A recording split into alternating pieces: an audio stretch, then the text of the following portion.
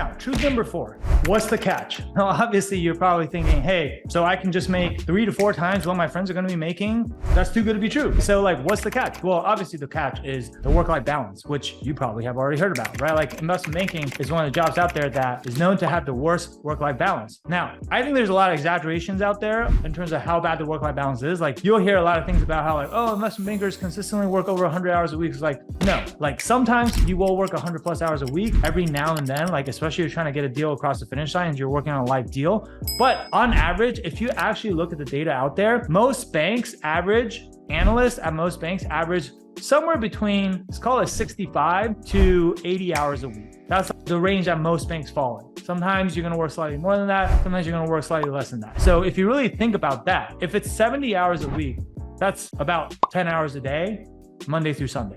Right now, 10 hours a day, if you start work at 9, you will finish at 7. Now, obviously, we know you don't always start work at 9 and finish at 7. In fact, you almost never finish at 7 when you're an investment banking analyst. So in reality, what's happening is you're going to be working more than 10 hours a day on the weekdays. And then on the weekends, you're probably going to have a little bit of work. Although some banks now actually have what's called protected Saturdays. And so you actually, don't have to work on certain days of the weekend because they're trying to improve the work-life balance of the analysts, right? And so 65 to 80 hours a week. And then the other thing is the worst part is actually not really the hours. Like in fact, when you're an analyst and investment bank, you actually have a lot of downtime during work. You're not like sprinting the entire time during those 65 to 80 hours. Like that would be crazy, right? And a lot of times you're actually sitting around waiting for comments on your pitch decks and on your models from your associate, from your VP, from your director, from your MDs. And like a lot of times they're out during the day at meetings, so they can't give you comments until they get back from the meeting, which is usually like late afternoon or towards the end of the business day, right before they're going to go home, and they send you comments. And then that's why you end up having to stay so late, because from like maybe 4 or 5 p.m. onwards, that's when the real work starts. In my experience, at least, and a lot of other people's experience, you might be browsing the internet, reading ESPN, talking to your buddies in the bullpen. Don't get this wrong idea that like the entire time for 65 to 80 hours a week, you're just, going full speed. Like there's a lot of downtime. Like we used to like go to the gym, take a gym break during the day, or like, take a lunch break and things like that, right? Eat dinner in the conference room together. Like you're just not working the entire time. Okay. Now, the worst part about banking though, is not even really the hours. It's actually the unpredictability, because you're in a client servicing business. And so the clients can drop things on you last minute at any time and just give you a request and give you unreasonable deadlines. Like, hey, Friday night, can I see this like first thing Monday morning? And then your entire weekend's shot, right? And as an investment bank, you're not going to say no to your clients. So your bosses aren't going to push back on your clients either. So usually like that happens, then as the analyst, you kind of get the short end of the stick, right? Now, however, another thing to keep in mind is the hours do improve over time, right? The 65 to 80 hours a week on average is what an analyst would do. But as you become an associate, your hours get slightly better. As you become VP, your hours get slightly better. Director, slightly better. Managing director, slightly better. And also the higher up you go, you now have like people underneath you that you can kind of like delegate the work out to. And so like if you stick around long enough of making your hours and your work-life balance actually gets better, and you actually start to have more and more control over your schedule. That's something to keep in mind as well. And then the last thing I will say is, and this is kind of the wild card, which is artificial intelligence. Right now, AI is all the rage. AI, a lot of people think, oh yeah, it could take all our jobs, whatever. Like one day you won't need investment banking analysts. I actually don't think that's what's going to happen. Or if it does happen, it's going to happen to every industry. And then like, we're going to have to entirely rethink how we work in general. And that's a bigger issue that like the government's probably going to have to deal with, universal basic income or something. I don't know.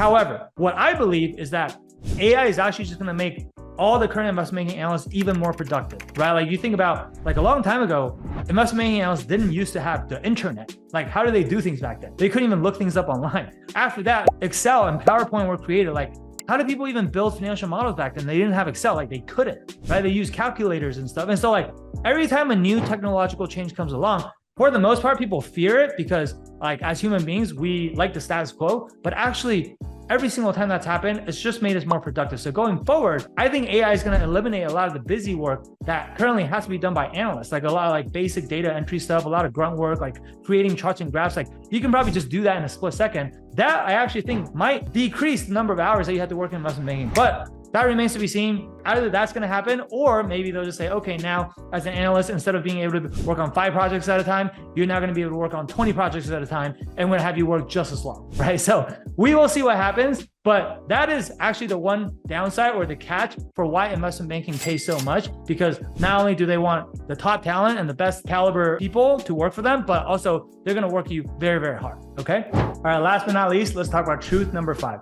which is what if you want to make a lot of money without the crazy investment banking hours? What I will say is this.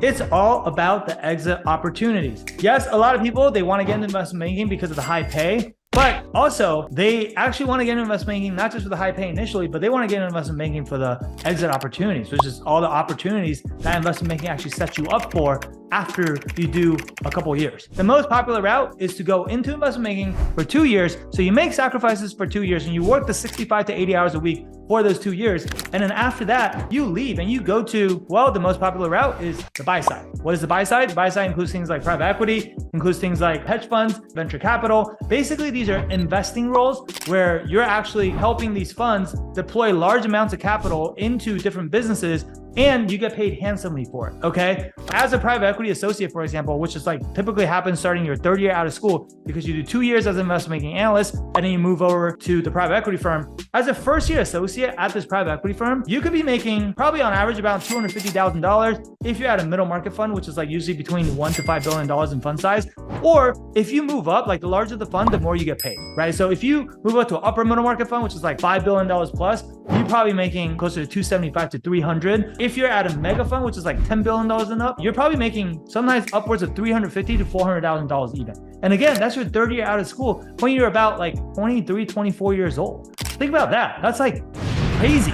Not only that, but like you're making more money and you're working less, because as an investor, you're not in the client servicing business anymore. You're not an advisor to your clients. There's no clients who are going to be ordering you around or giving you unreasonable deadlines all of a sudden, dropping things on you on Friday night. You have more control over when things need to get done because you are the client. Your work-life balance becomes a lot better, not necessarily because you have like significantly better hours, although your hours are better too. But again, it goes back to the predictability thing, which is you have a better sense of when you need to work and when you're going to be free. And as long as you have that predictability, it allows you to make plans. And as long as you can make plans, then you can still do the things that you want to do, which means your work-life balance is going to feel a lot better. Okay. So anyway, that's one really, really popular route. The other really popular route is a lot of people go corporate, right? They go work for one of their clients. You can go into corporate development, which is probably the most common. And so you're doing M&A in-house before your client. And a lot of people go through corporate development and they move up and they become more senior and eventually they become a CFO. One of my old associates at Morgan Stanley, he actually did that. He went over and worked for a tech company called Samsara, and he moved up and now he's the CFO of Samsara and he's probably making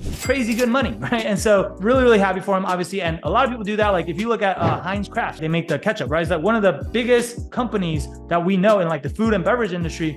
Maybe not their current CFO, but like 1 or 2 CFOs ago, they hired someone who was only 29 years old to be their CFO. And that guy came up through banking and then did private equity. And he basically became CFO at age 29, which is crazy. CFO, one of the largest companies in the world at 29 years old. That just does not happen normally. I'm not saying that's normal. Even if you do banking, like it's definitely not, but it just goes to show like how much starting your career in banking can really accelerate your career, right? Because people place a premium on like the experience and the pedigree that you have working in banking. Like spending 2 years in banking is almost like spending 5 years somewhere else. Like you learn more than someone who has worked a lot longer in a normal 9-to-5 job. That's another really popular option. And then the third route that I would recommend personally, which is the route that I took after I did banking, after I did PE, I myself went into tech, right? I worked for a couple really, really successful tech startups, including Square, which is now called Block, as well as GitHub, right? And Square had a great exit. They became public, obviously, and they're a huge company now. GitHub, they didn't go public, but they got acquired by Microsoft for $7.5 billion. And so in both of those instances, because I got a pretty significant amount of equity for going there because